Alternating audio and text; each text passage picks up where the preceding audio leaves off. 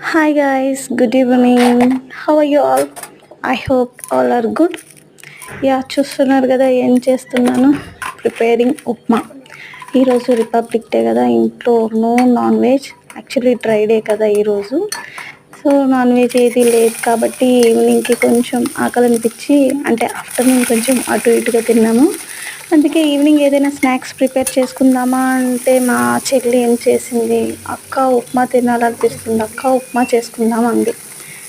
So okay, ఇంట్లో చిన్న పిల్లలు కోరికున్నా ఏమున్నా సరే వాళ్ళు అనుకుంది చెయ్యాలి అంతే. నెరవేరకపోతే వాళ్ళకి ఏదో ఒకటి వస్తుంది.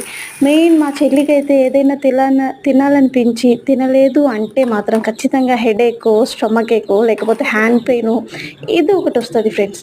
సో అది తింటే కానీ ఆ స్టమక్ పెయిన్, ఆ హెడేక్ ఏదైనా సరే ఆ పెయిన్ తగ్గదనమాట. సో అందుకని మా చెల్లి కోరిక మేరకు ఉప్మా రెడీ చేయడం జరుగుతుంది. అందులోకి కొత్తిమీర లేదు, టమాటా లేదు.